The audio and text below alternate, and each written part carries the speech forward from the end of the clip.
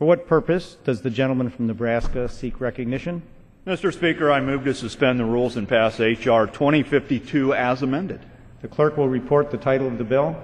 H.R. 2052, a bill to direct the Secretary of Commerce, in coordination with the heads of other relevant federal departments and agencies, to conduct an interagency review of and report to Congress on ways to increase the global competitiveness of the United States in attracting foreign direct investment. Pursuant to the rule, the gentleman from Nebraska, Mr. Terry, and the gentleman from Georgia, Mr. Barrow, each will control 20 minutes. The chair recognizes the gentleman from Nebraska. At this time, Mr. Speaker, I ask unanimous consent that all members may have 5 legislative days in which to revise and extend their remarks and insert extraneous materials in the record on the bill. Without objection.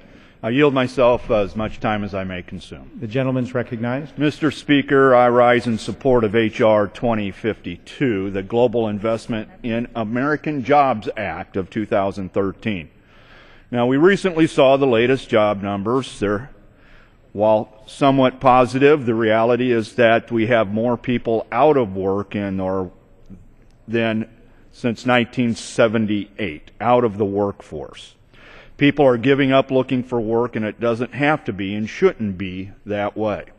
There are many foreign companies who want to insource their jobs to America, but there have been many barriers standing in their way.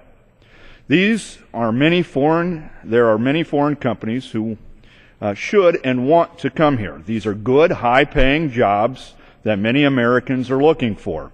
In 2010 alone, U.S. affiliates of foreign firms employed an estimated 5.6 million Americans.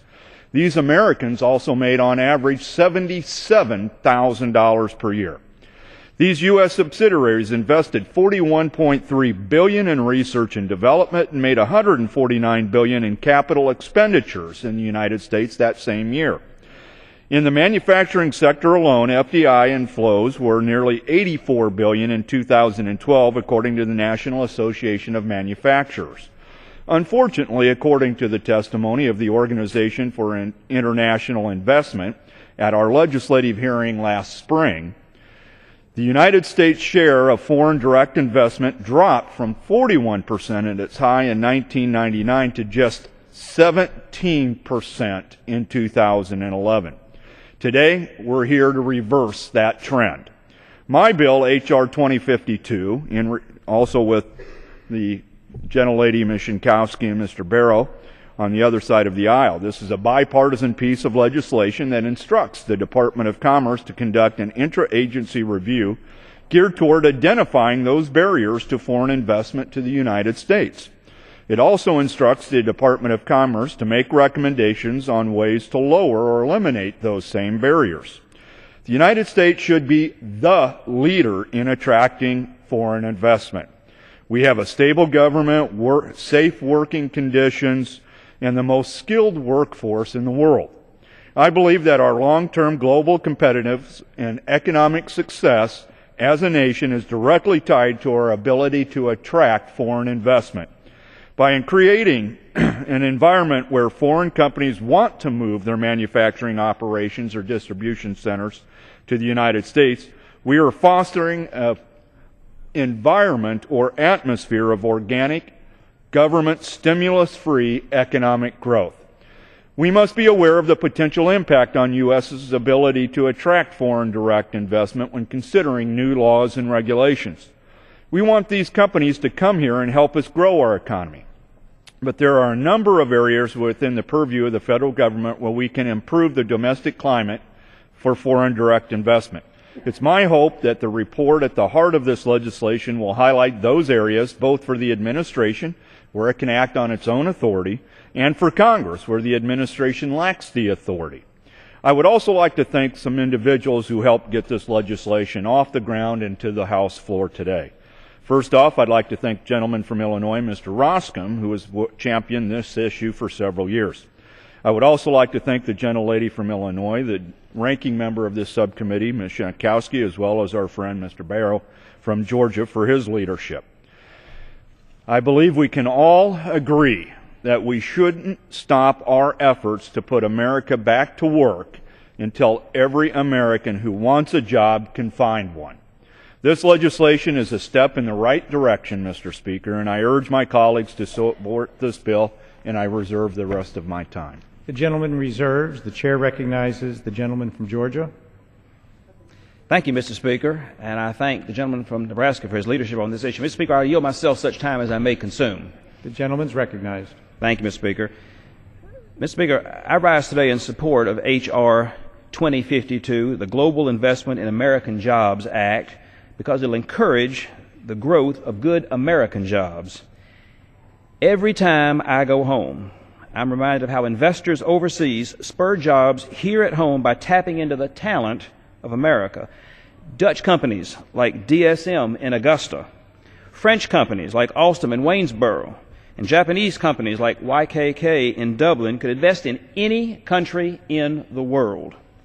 They're proud to invest in Georgia's 12th district because the families who work for them take pride in their work. This bill requires the Department of Commerce to investigate how it can be an attractive investment for foreign-owned companies. The United States still has the best workers in the world, and they deserve every opportunity to offer their skills to companies looking to expand. I'm proud that this bill also enjoys broad bipartisan support. This is how Congress can and should work, Democrats and Republicans coming together to get Americans back to work. I urge my colleagues to support this bill, and I look forward to building a stronger future for American workers by passing H.R. 2052. And with that, Mr. Speaker, I reserve the balance of my time. The gentleman reserves. The chair recognizes the gentleman from Nebraska. I'll continue to reserve. Gentleman reserves. The chair recognizes the gentleman from Georgia.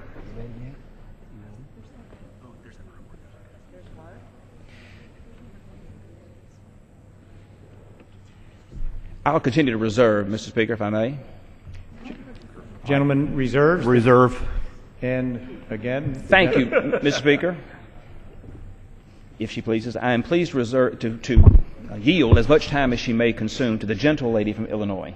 The chair recognizes the gentlewoman from Illinois. Thank you. I appreciate the patience and understanding just coming from a classified hearing. I want to first thank the chairman and his staff as well as committee Democratic staff for working so hard and so diligently and collaboratively to come to an agreement on legislation that would help guide American job and economic growth. There is a strong incentive to invest in America, which remains the best place on earth to find talented, motivated employees who are the core of the middle class. My home state of Illinois ranks #1 in the Midwest in terms of foreign direct investment, with nearly 1,600 foreign-based firms employing more than 300,000 Illinois residents. In attracting the investment, Illinois has showcased its world-class transportation infrastructure, its diversified economy, its productive workforce, and its cultural diversity and attractions. It has also maintained its strong labor, health, and environmental standards that help build the middle class, which I believe is the key to successful foreign direct investment. Some companies are working to respect the rights of workers as they invest in the United States. On Friday, it was announced that Volkswagen is working collaboratively with the United Auto Workers to unionize its Chattanooga, Tennessee plant. That will help to ensure that the best interests of American workers are a major consideration at the plant and the company as it continues its investment in the United States. That being said, it is important that the study authorized in this legislation examine both the benefits and the costs of foreign direct investment. Doing so will allow us to determine the ways to drive investment that maintains high labor, health, environmental, and national security standards. On that subject, I'd like to enter into a colloquy on the amendment in the nature of a substitute offered by Mr. Terry. Go ahead. While I will not oppose this amendment, I must express my reservations. Mr. Chairman, you worked with me in a very collegial and bipartisan manner to craft a bipartisan bill. H.R. 2052 is a good product. Now we have before us an amendment that makes 3 changes that could be perceived to weaken important provisions of the bill. I have concerns about each of them, but I would like to focus on the elimination of cost-benefit language regarding the bill's required review of the current economic impact of foreign direct investment. During our negotiations, I suggested that language because I believed that we needed to ensure that the review be balanced, and you agreed. In addition, some of the language in the findings and in the sense of Congress could be read as if there are only benefits of FDI, and we wanted to be even-handed. While I do believe that there are benefits to FDI, there are also costs that must be considered. Regardless of the amendment before us now, can you assure me that the bill's requirement of a review of the current economic impact of foreign direct investment required under this bill will include a review of both the benefits and cost of foreign direct investment? Yes, I can assure. I agree with the gentlelady that it should include both benefit and cost, as we have suggested. And I do want to state that I appreciate working with you, and you have shown great collegiality as well in our negotiations, and I want to thank you for that. Thank you so much. Reclaiming my time, if I could just say I will not oppose the amendment, but I do expect to work with you to ensure that the review, should this bill become law, is balanced, and to ensure that any report of this committee on H.R. 2052 include the clarification that you just made. And I thank you and yield back. The gentlewoman yields back. The chair recognizes the gentleman from Nebraska. Having the right to close, I am going to reserve and allow them to finish their time if they have any. So Gentleman I reserve. The chair recognizes the gentleman from Georgia. I thank the gentleman. We have no further speakers on our side, and with that, I'm prepared to yield back the balance of our time. Well, thank you, and in closing, yields. The chair recognizes the gentleman from Nebraska. yield myself as much time as I may consume, and want to close by saying that this truly has been a bipartisan effort. Both sides of the aisle want the U.S. to be in a better position to attract the foreign direct investment, which does create jobs in the United States. That has been on the decline. We need to reverse that. And this is one of those times when you go home and you hear at your town hall meetings, why don't you work together? The people need to see how we work together on this bill and resolve the differences between each other on this. And today we're here to have what I think will be an overwhelmingly positive vote. With that, I want to ask unanimous consent to put in a couple of letters. One is there's about 150 entities that signed on to a letter, the Organization for International Investment. I'd like to submit that. Without objection. And then also another unanimous consent to submit the letter from Santa Fe dated September 9th, 2013. Without objection. And with that, I yield back my time. The gentleman yields back. The question is, will the House suspend the rules and pass the bill H.R. 2052 as amendment? Those in favor say aye. Those opposed, no. In the opinion of the chair, two-thirds being in the affirmative, the rules are suspended. Mr. Speaker. Gentlemen. Ask for the yeas and nays. The yeas and nays are requested. All those in favor of taking this vote by the yeas and nays will rise and remain standing until counted.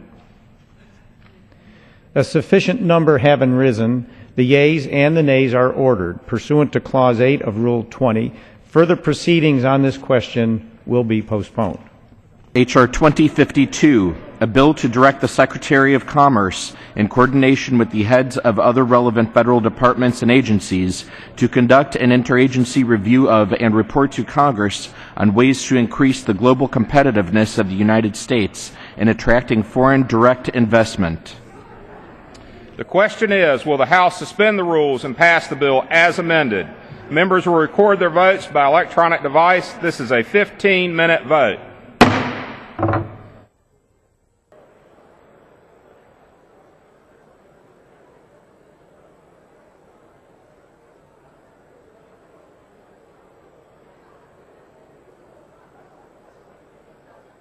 All right.